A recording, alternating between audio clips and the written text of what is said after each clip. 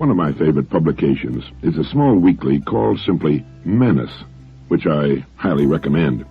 In its issue of June 28, 1972, in its book review section, it recommended The Educated Imagination, a book of lectures given some years ago for the Canadian Broadcasting Corporation by Northrop Frye, which I subsequently ordered and read and also recommend. Northrop Frye speaks of 3 uses of language. Now, the first has to do with simple awareness of the facts of life and is made up mostly of nouns and adjectives.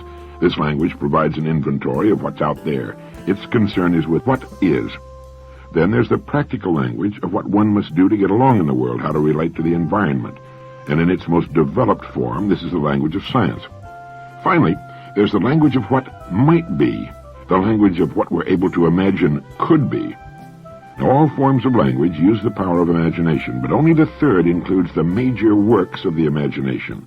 In its other uses, imagination is more of a practical tool, not the designing architect of the creative intelligence.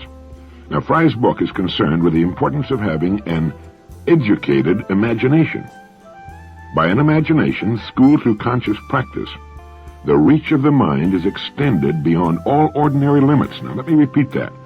By an imagination schooled through conscious practice, the reach of the mind is extended beyond all ordinary limits. Matthew Arnold, Frye recalls, distinguished between the environment and what he termed culture. The environment is what is, call it the status quo, or from another viewpoint, the establishment. But culture is made up of the vision of men, the best that has been thought and said. An environment without a horizon of culture would soon be fatal to human beings, for while we have obvious need to know how to relate to what is, never to imagine going beyond it would dehumanize us. Of the day-to-day level of what is, Frye says, on this level we use words to say the right thing at the right time, to keep the social machinery running, faces saved, self-respect preserved, and social situations intact. It's not the noblest thing that words can do, but it's essential, and it creates and diffuses a social mythology, which is a structure of words developed by the imagination. For we find that to use words properly, even in this way, we have to use our imaginations, otherwise they become mechanical cliches and get further and further removed from any kind of reality. There's something in all of us, and I think this is important. There's something in all of us that wants to drift toward a mob, where we can all say the same thing without having to think about it, because everybody is all alike except people that we hate or persecute. Every time we use words, we're either fighting against this tendency or giving into it. Now, when we fight against it, we're taking the side of genuine and permanent civilization. The power of the imagination is the means by which resistance to this retrograde tendency is strengthened. If the imagination is not made to flow into disciplined channels, avenues defined by vision, then its uses are degraded to unworthy, even if apparently spectacular purposes. As Frye puts it, the civilization we live in at present is a gigantic technological structure, a skyscraper almost high enough to reach the moon. It looks like a single worldwide effort, but it's really a deadlock of rivalries. It looks very impressive, except that it has no genuine human dignity. For all of its wonderful machinery, we know it's really a crazy ramshackle building, and at any time may crash around our ears. Now, what the myth tells us is that the Tower of Babel is a work of the human imagination, that its main elements are words, and that what will make it collapse is a confusion of tongues. All had originally one language, the myth says. That language is not English or Russian or Chinese or any common ancestor, if there was one. It's the language of human nature, the language that makes both Shakespeare and Pushkin authentic poets, that gives a social vision to both Lincoln and Gandhi.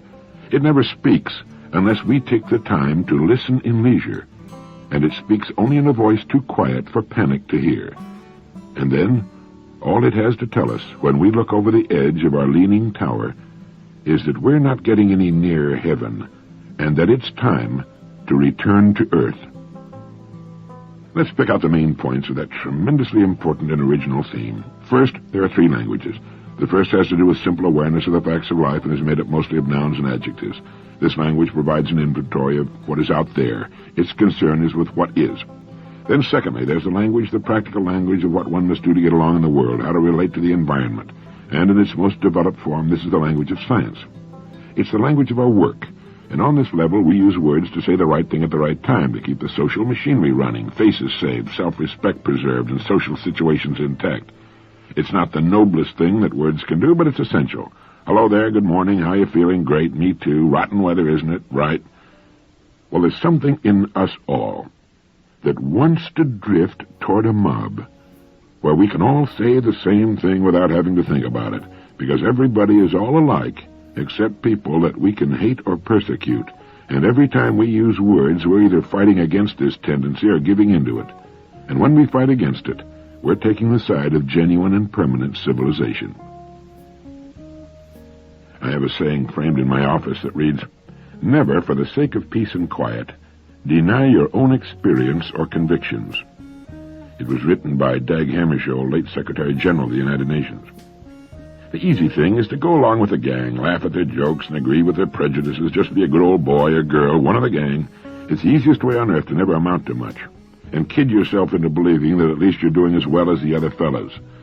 People who have never taken the hard road to self-discovery, lacking an identity of their own, find comfort in losing themselves within the larger identity of the group. This is the person who says, in effect, "I don't know who I am or where I'm going, but at least I'm a member of good old such-and-such organization. Yes, sir." As Manus puts it, the power of the imagination is the means by which resistance to this retrograde tendency is strengthened. If the imagination is not made to flow into disciplined channels, avenues defined by vision, then its uses are degraded to unworthy, even if apparently spectacular purposes. For the third language is the language of what might be, the language of what we're able to imagine could be. It's the language of hope. It's the language with which we formulate worthy goals and ideals. It's the designing architect of the creative intelligence. It's the universal language which speaks to all of us during those moments when we reach unusual peaks of human aspiration and genius. As Fry puts it, that language is not English or Russian or Chinese or any common ancestor if there was one. It's the language of human nature, the language that makes both Shakespeare and Pushkin authentic poets, that gives a social vision to both Lincoln and Gandhi. It never speaks unless we take the time to listen in leisure. And it speaks only in a voice too quiet for panic to hear. And then, all it has to tell us, when we look over the edge of our leaning tower, is that we're not getting any nearer heaven, and that it's time to return to earth. Time to return to earth. Now, I'll buy that, and I think you will too.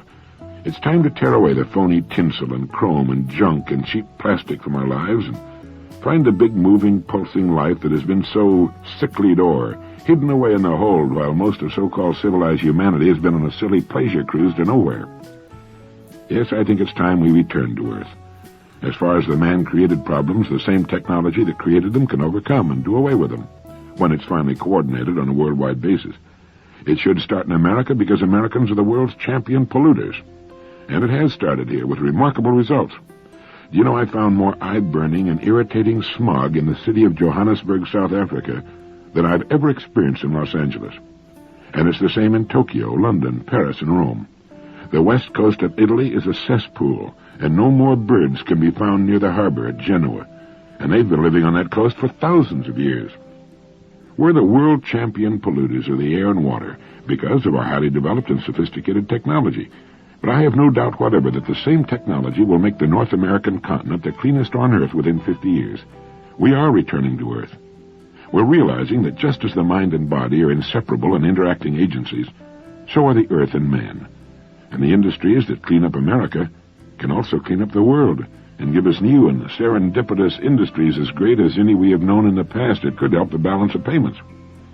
But now, how about you and me and our families? Can we listen to that third language? The language that never speaks unless we take the time to listen in leisure. The voice that speaks too softly for panic to hear. And when we listen to it, all it has to tell us when we look over the edge of our leaning tower is that we're not getting any nearer heaven and that it's time to return to earth. I'm certain that Mr. Fry uses the word heaven here in its metaphorical sense, that we're not getting any nearer to the kind of world a creature with the brains and ingenuity of man should be able to create for himself. Someone said, man can swim faster and deeper than the fish, he can fly faster and higher than the birds, he can tunnel deeper and with more efficiency into the earth than can any burrowing creature. The only thing he hasn't learned how to do is walk on the earth like a man. But by an imagination schooled through conscious practice, the reach of the mind is extended beyond all ordinary limits. This tells us that with practice, the reach of our imagination, the reach of our minds, can be extended beyond all ordinary limits. It's true. And as we've said before, imagination is everything. So let's return to Earth through the exercise of an expanded imagination. What's important to you? What, and forget all about language number 2 here, the language that says the so-called right thing at the right time, faces saved, self-respect preserved, and social situations intact. What's the most important thing in the world to you, really? Not what the community expects from you or your neighbors or your family, but what's important to you. What has that quiet voice been saying to you when you've taken the time and leisure to listen to it? Hasn't it been something that you know down deep in the very fibers of your being is true for you? Then remember what Thoreau said. You have only to move in the direction of your dreams to meet with a success unexpected in common hours. Emerson told us to trust that voice within, to trust our own intelligence and that small, still voice that tries so hard to get us on the right track, and which we so often fight to maintain the status quo, the dreary lives of what Thoreau called quiet desperation. The chances are that what the voice is trying to tell you to do is also best for everyone concerned, the community, your family, everyone in the long run. So then, through the systematic exercise of our imaginations, let's return to Earth, our Earth, that place that is right for us, and that will bring us the joy and fulfillment we seek. Think. Relax. Become as serene as you can and listen to the voice that never speaks unless we listen in leisure. Gradually, through a little daily exercise with practice, the reach of our minds can be extended beyond all ordinary limits. We'll be able to see through the obvious to the truth beyond, the truth for us. Now let's go back to something I said earlier. For while we have an obvious need to know how to relate to what is, never to imagine going beyond it, would dehumanize us. Now, in my opinion, only an infinitesimal fraction of humanity uses the most amazing and perhaps least understood human faculty, the one which enables us to bring about, through the educated use of the imagination, a new and better life, the achievement of new, interesting, exciting goals. And it's when we learn to use this faculty, this seeming miracle of creation, that we become fully alive, fully human. Now, it's here that the imagination is made to flow into disciplined channels, avenues defined by vision. When we throw an electrical switch, we expect things to happen, the lights to go on or off, the motor surges to humming life. We take electricity for granted. It's there, it works. The fact that no one knows what electricity is doesn't bother anyone any more than the fact that our heart will pump in response to an electrical synapse 103,680 times a day, some 38 million times a year for 80 years or so. It's all a complete and total mystery. There's not a single human being alive who understands one blessed thing about it. Sometime in the middle of the 4th month of gestation, a quiet little heart begins suddenly to beat. No one knows how or why. It is a total mystery, period. That there is a connection between all living substances has been demonstrated. A polygraph expert, one who's skilled in the use of the so-called lie detector, has demonstrated that houseplants know when you decide to come home from a shopping trip and react in their own emotional way to that fact. When you dump live brine shrimp into boiling water, they seem to faint before they hit the water that will kill them. And at the same instant, the plants throughout the house react violently to the murder being committed in the kitchen. Now, all of this is a rather circuitous way of saying that there's much that we do not understand. That's an understatement that may well win first prize for the century. What we do know compared to what we do not know was cleverly demonstrated by the distinguished inventor and scientist Charles Kettering before an audience of engineers one time. He had a stage backdrop made, which consisted of a great shining sheet of stainless steel, perhaps 30 by 50 feet in size. He took a metal stylus, and going to a corner of the sheet, he made a tiny, almost invisible mark. He then told his audience that the mark he had just made was meant to represent all that science had accomplished to the present time, while the great, pristine, untouched expanse of the sheet of stainless steel was intended to represent what was yet to be discovered. He probably overestimated what we've accomplished. Let's open our minds to the undeniable fact that man is just taking his first shaky, tentative steps into knowledge. You don't need to know what electricity is to read your evening paper or be able to see your way after dark. You don't need to know what keeps your heart beating without your having to think about it for 80-some years, give or take a few. And now I want you to understand that there is a mysterious stuff in which we live, as ubiquitous as the air itself, that responds to the way we habitually think. Now, I don't know what it is. I don't think anybody knows what it is. But it's there, and it works. It's a magic kind of stuff that creates out of itself that which we demand, whether we know we're demanding it or not. It's also the opponent of which Huxley spoke when he compared life to a game of chess. You know, he said our opponent is always fair and just, and would rather we win than lose, but who cannot overlook the smallest mistake or ignorance. He said those who play well are paid with that sort of overflowing generosity with which the strong delight in strength. But those who play ill are checkmated, without haste, but without remorse. A man named Clifford Eccles had dreamed for years of going into business for himself. All his life he'd worked as a clerk in a grocery store for a small salary. One day he ran across a quotation by Emerson that got him off dead center. The quotation was, "Do the thing, and you will have the power. But they that do not the thing have not the power." Well, he mortgaged everything he had, arranged for some credit from the necessary suppliers, and a few years later was doing $1 million a year in business. He said later, "As I started to do the things I'd been thinking and dreaming about, I began to discover that I had hidden talents and abilities I'd never suspected. Ideas came to me that I was able to turn into more successful business. In short, when I had enough faith to start to do the thing, I did find that I had the power. I'd had it all along and hadn't realized it." Well, there's an important lesson there.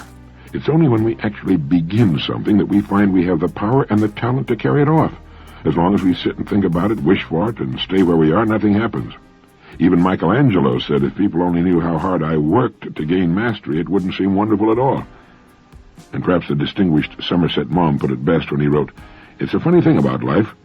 If you refuse to accept anything but the best, you very often get it." We get out of life about what we expect from it, and the endless diversity of expectations is what makes life and its possibilities so interesting. Most people never learn how to play this game of life. Few learn how to play it the way we probably could. If we were really aware of our own powers, we'd live in a continuous state of awe. But most people, those in the big crowd, play the game of life for peanuts when they could be enjoying a banquet. It's too bad, but that's the way it is. The people who never learn how to win at this game of life are those logical, practical, pragmatic people who never jump unless they've got a clear picture of where they're going to land. Play it safe is their motto, and by playing it safe, as they call it, they miss the banquet. Willard F. Rockwell, Jr., the dynamic and brilliant chairman of the board and chief executive officer of the North American Rockwell Corporation, in his excellent book, The 12 Hats of a Company President, What It Takes to Run a Company, published by Prentice Hall, says, "The best soothsayer in the world is still guessing. Face it, and train yourself to guess. After you collect all the facts, analyze them rationally, but don't be afraid to add the slightly mysterious ingredient of intuition. Pull up the hood on your toga. When something tells you that an event is going to work out in a certain way, try to figure out what it is that makes you feel that way. Let your intuition take over at times. It may be highly creative whether you entirely understand the process or not. Know in a life where death is inevitable, don't ever play it safe. Play it well. Play it intelligently if you can. Play it courageously and play it for all it's worth, but don't play it safe. We've all got security locked in. It's just down the road. We'll be safe and secure beyond problems and pain forever before too long. To win at chess or golf or tennis or life, you have to make moves. You have to go on the offensive. You have to take chances.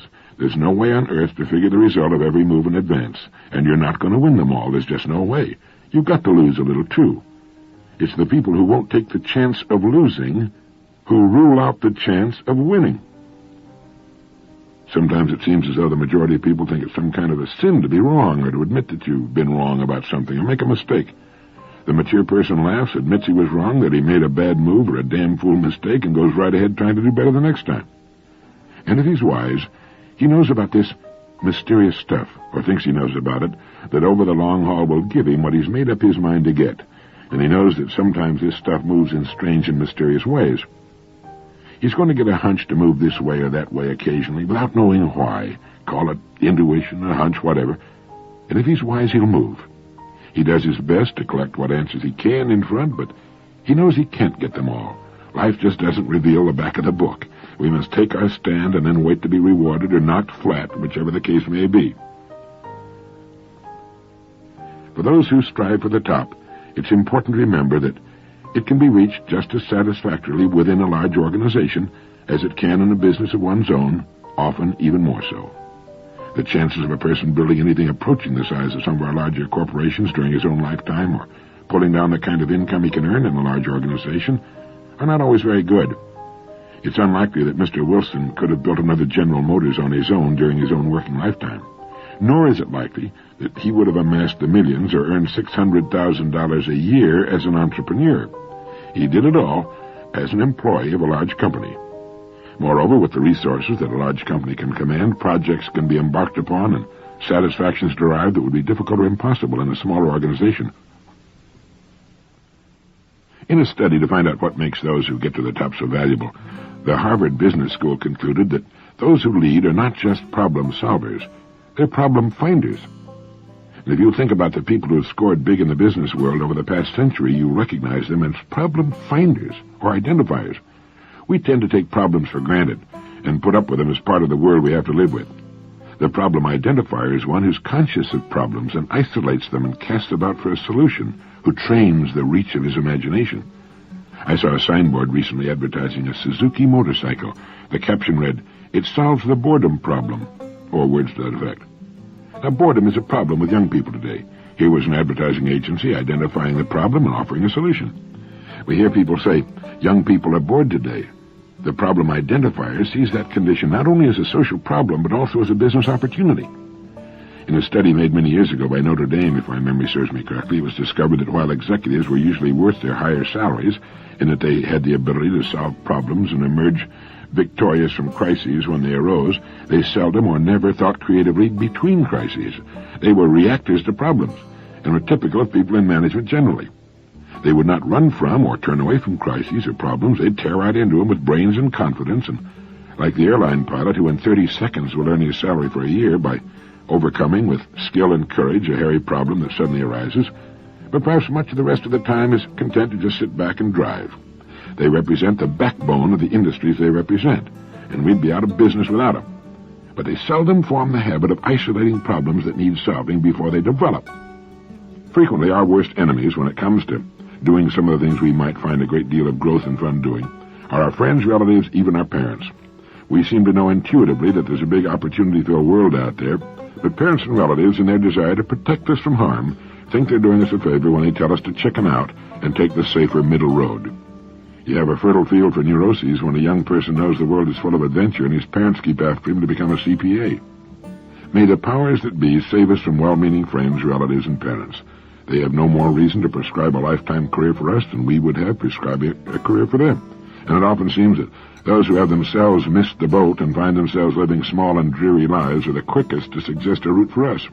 Or what is just as bad, blowing our good ideas out of the box when we're naive enough to try them out on them. Emerson wrote something to the effect that no one ever falls ill, but that passers-by do not idly hope that he will die. And something similar could be written about seeking advice from people little qualified to give it. I have a small wooden box on my desk where visitors can see it, and on the top is the word advice. And when you go to open it, you find that it's simply a solid block of wood. It cannot be opened. There's no advice. Not today, or any day. There is one exception in the advice department, and that's a book you should read by L. Rust Hills, which is interestingly entitled, How to Do Things Right. To quote from the author's introductory note, you'll find all the answers here, no matter what the question that's bothering you, whether it be how to save your marriage, what to do about America's industrial growth, how you can be absolutely certain your alarm will go off in the morning, or how to counteract the chaos and immorality of modern life. The book is wonderfully funny, but there's also much meat in it. Let me quote briefly from pages 25 and 26 on the importance of order in our lives. What I mean by order, he writes, when I'm being serious, is not neatness and tidiness and cleanliness, not the every chair in place, polished ashtrays, never an open book left lying in the so-called but misnamed living rooms of upper-middle-class suburbs of medium-sized Midwestern cities. There's no beauty there, no life either. Everyone's down in the cellar in the pseudo-pine-paneled, also misnamed playroom watching TV. What I do mean by order is not taking on more than you can manage without still being able to do what you really want. What order is not purchasing a lot more stuff than you can fairly easily pay for. Not because debts are bad as such, but because they end up worrying you, and because you don't really need the stuff anyway, and you have to maintain it and lug it around with you and get it fixed when it breaks. Order is the opposite of complicating. It's simplifying. Order is not getting deeply entangled with another woman so you don't get her problems on top of your own. Order is like not wasting a lot of time trying to find things. Order is avoiding a lot of recriminations because you didn't do something you said you would, and maybe it's not saying you'll do a lot of things to begin with. Order is scrupulousness and meticulousness in arrangements with others, so neither of you is disappointed. It's doing things right or fairly right. It's establishing so far as possible a sensible, regular, regulated, ongoing household, so the family can come and go in freedom, knowing there's definitely a place to come back to and what it'll be like when they get home. Order is not having to worry too much that you've forgotten something again. Basically, what order is not getting in over your head. Order is definitely not things like regimentation and repression. Order is freedom, or at least freeing. One last time. Order is not an aspect of compulsion, but of tranquility. The tranquility that permits you to do what you really want. The trouble is that disorder in our lives accumulates so gradually that by the time it bugs us, it seems too late to do anything about it, and we're not sure we want to anyway. This is especially so in our married lives, but it's true of other aspects too, our business and general busyness. The growing complexity seems a natural part of growing older and assuming responsibility. Children, promotions, possessions are in fact all very much wanted when they arrive. A lot of the things we own, the extra car, the summer house, the children's TV, are acquired in the delusion that they will make things better, and especially ironic, easier. They ultimately do not, of course, because most of these conveniences, so-called, do not simplify, but further complicate. Disappointment leads to dissatisfaction, which leads to disillusionment, which leads to something quite like desperation and despair, and it all gets to be too much. One is in over one's head and simply must get out. I suggest you add How to Do Things Right to your library. You'll enjoy the book immensely. It'll have you and your spouse laughing together, but it also makes a lot of sense. The author, L. Russ Tales, makes the extremely perspicacious point that people get divorced for, of all things, companionship. And he's right. The person wants a divorce, he or she says, because he or she wants to simplify his or her life. One of the curious things about the English language is that there's no word for both male and female. And once you get into that he or she business, things can get ridiculous. If you just say he, as we were taught to do when we wanted to include both sexes, the women's lib people jump all over you. And speaking of divorce, in a recent radio program, I quoted the following statistics. For every 1,000 new marriages in the United States during a recent 4-month period, there were 455 divorces. In Montana, there were 803 divorces per 1,000 new marriages. In Oregon, 768. In California, the most populous state, there were more than 3 divorces granted for every 4 new marriages. More than 3 out of 4. And according to an article by James H. Bowman, religion writer for the Chicago Daily News, in which he quotes William Grendyke, director of casework for the Catholic Family Consultation Service, people threaten divorce sometimes to get a response. Practically everyone who comes in here, says Grendyke, says he or she cannot communicate. The ultimate in demanding communication, he says, is to say divorce. That will usually get attention and produce some kind of response. The main reason for the epidemic proportions of divorce in this country seem to be lack of communications. Another big factor in the zooming divorce statistics is the fact that people aren't tolerating bad marriages anymore, the fact that the marriages are bad being usually their own fault notwithstanding. Many younger couples are not willing to put up with what they consider to be a bad or even mediocre marriage. The facts seem to indicate that they become bored with one another. Communications break down because both of them have said all they know to say, they've depleted their respective memory banks, and then sit in silence, reading or watching the tube. Unlike the Canada goose, humans do not tend to mate for life, at least not anymore. Another cause of divorce is rising affluence. Money is a tremendous contributor to divorce. Speaking of divorce, I agree with Mr. Hills, who in his book writes, I've nothing against divorce, God knows. It's the unhappiness that causes the divorce that I find hateful. And he suggests that what causes this unhappiness is the inability to cope, the impossibility of keeping on top of all the things that keep popping up, the sad inadequacy of our efforts to keep together in our lives and to keep our lives together. And what causes this inability to cope, this disorder, is the complexity of the way we attempt to live. Another good reason for the theme of this issue of Direct Line, which is to return to Earth to further simplify our lives,